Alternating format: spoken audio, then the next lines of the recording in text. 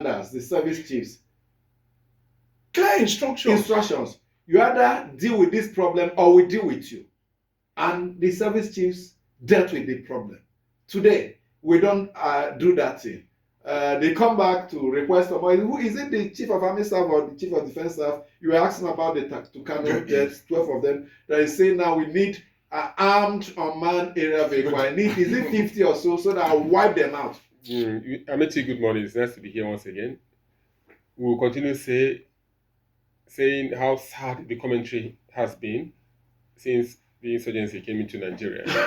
You talked about Jonathan telling us that some of the sponsors are in government, but Abacha has told us long ago that if insecurity persists beyond 48 hours, there is a hand of Esau in it. And we are seeing it glaring now. The governors have enormous information. Zulum is just dishing out this little one, and everywhere is catching fire. He mentioned the issue of contractocracy.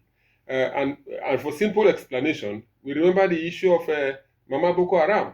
She was like a contractor who carries information, who negotiates, and who tries to see how a settlement comes between government and the fight and the insurgents. Now, these middlemen, according to Zulum, are the people causing the trouble. And how do you deal with the middlemen when you don't have clear timetable, when you don't have clear agreement? Agreement is an agreement. You have agreed with the so-called fighters that you would cede this place to them, so that whatever is going on, as you have mentioned, you and TV had mentioned, we are sure something is going on in those bushes, which they don't want the people to know. Maybe drilling, mining, or whatever you call it. I don't know. I can't say. We are not there. Nobody has told us that. But why allowing the ceding of part of the territory of Nigeria? That is a major problem. And the president is the overall president, the number one citizen, and is the commander-in-chief. He must put on his boots, roll off his sleeves, to see that people were saying pre-2023 that if Tinubu becomes president, Boko Haram is finished. And now it's 2 years gone, and we are still seeing the growth or the state of insecurity. So, one, we talked about mercenary the other time, and people jettisoning the idea that no, you cannot bring. No, I think we should go back, revisit the issue of bringing in help from abroad, from international. We saw a member of the House of Representatives from Benue, from Borno State, who was a member of the Borno State House of Assembly. Yes. Tell us recently how the military contractors dealt with the Boko Haram. They locate, isolate, and destroy. That's military contractors. Yes. The one Zulum is referring to, are they civilian contractors? No. Let me just explain what the House of Rep member said. They were brought in by the Jonathan administration when Boko Haram's activities was like heightening. So they identify, isolate, and destroy. And they were almost completing the mission till Jonathan left and Buhari came in and the military contractors were withdrawn. And what did we see? We went back to Egypt. So that tells the story. The machinery that Zulum is talking about, probably they are not giving out the very best, or they are not the very type that Jonathan employed. So let's revisit that. It's a big one. The president is meeting with APC chieftains today. If our military cannot drive Boko Haram out of Nigeria after almost 17 years, can we seek for external help, mercenary help? That is what we are preaching here. And that's the key takeaway on our discussion today now. And the president is meeting with top echelon. Is it echelon now, colonel of the APC? Part of it is to welcome the new governors that have jumped into their ship, and the House of Rep members that have emptied into the APC. But I think what they should top their discussion is how to maintain peace. Because security. Nigerians, I'm just coming from the airport, I must tell you, you see the number of Nigerians trying to, if you see they don't care, excess luggage, they keep paying £180 for excess luggage because they want to jet out of the country. Okay. So it is not peaceful. People don't drive very happily. 5 a.m. I was driving, I was looking through my window, who is following me or who's not following me. I don't think it's safe. Or who you're following. What I do is that I pretend I'm the one following people to scare them away. Yeah, you see, like I was saying, I blame the president completely. The reports he's exposed himself to.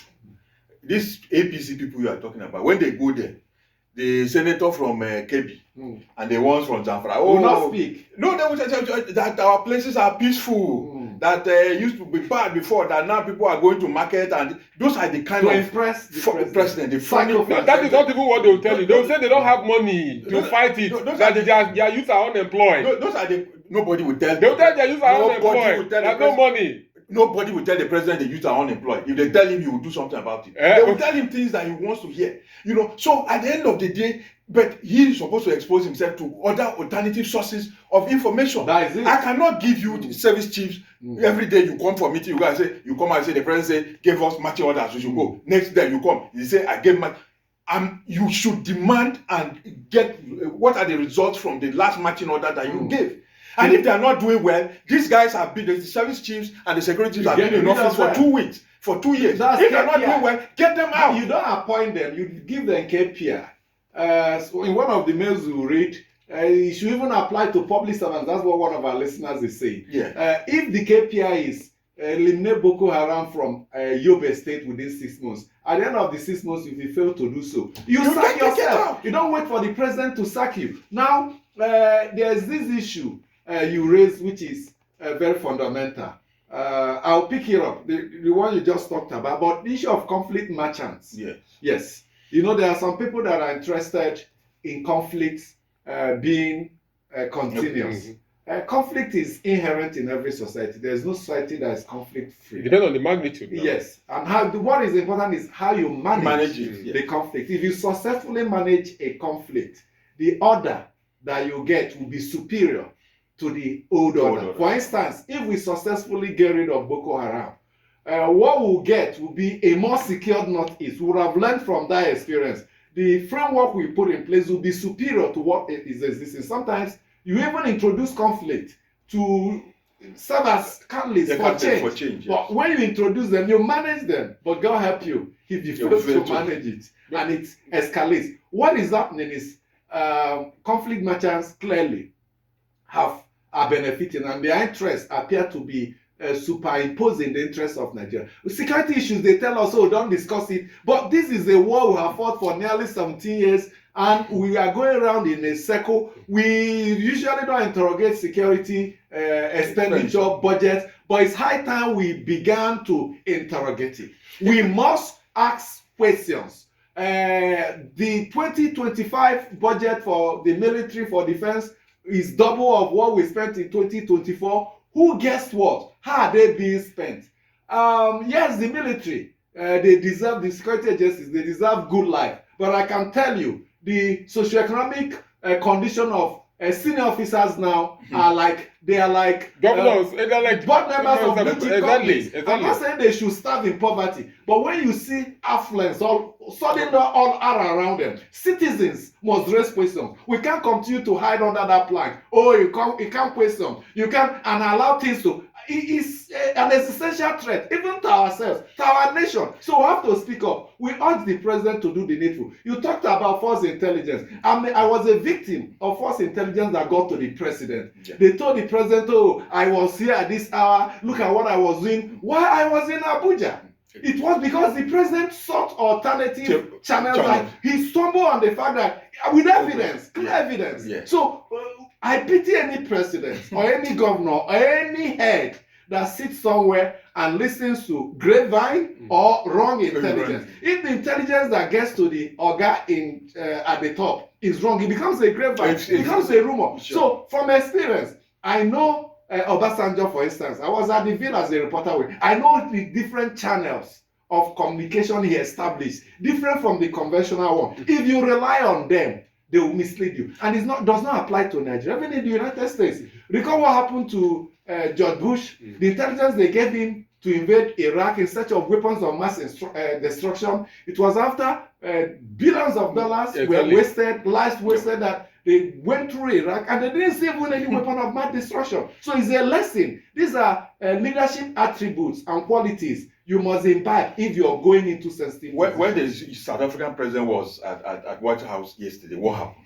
They were showing him videos that perhaps when he was in South Who was Africa, showing Donald Trump accused him of genocide. he would have pictures and videos. I'm sure he was seeing some of those things for the very first time. Exactly. He would not have seen it when he was in South Africa. That is what a president, that is what intelligence, though the agenda he was pursuing was completely different. But that is you know what? And I was expecting. Trump got the wrong intelligence. Yes. They gave him, for instance, a minority party leader who's anti-white, who makes statements, say we are going to take their lands, and we are going to deal with them and all that. And Trump was made to believe that it's a South African government official State policy, that was saying it and was reflecting state policy. That was what Cyril Ramaphosa was trying to explain to him, but he was lost.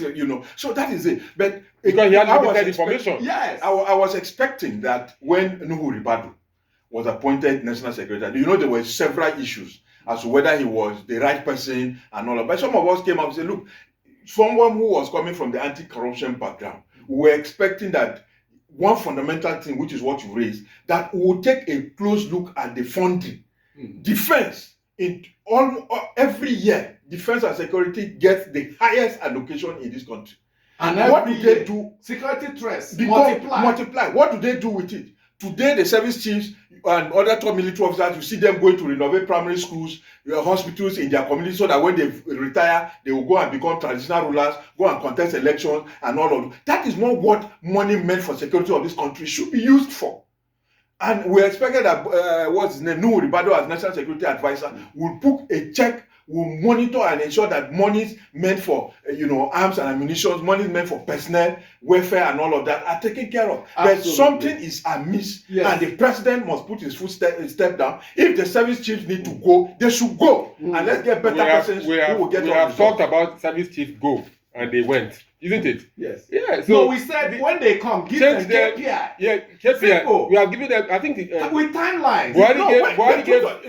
It's a strategy. When you bring them, the first 1 year, you see some form of action. So if that is the solution we have, everyone 1 year we sack them. No, bring other persons who come because the initial gragra, you see some results. Just give them time. If that is the solution, give them KPI. I mean, at the end of the day, if they fail to go, you don't need to sack them. They take a walk. Exactly. Because these guys are doing it honestly. They are doing so much, but that so much is not good enough. It is you need to go to Amechi. There is rural insecurity.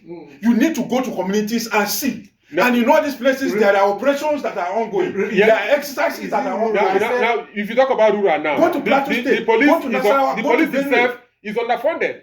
Police don't have enough fund. They say they have police trust fund. We have asked questions. The police trust fund that was set up, where do they spend their funds? Okay, so if we're talking about the funding of military, what about the funding of the police? When we say scrutinize spending, is security.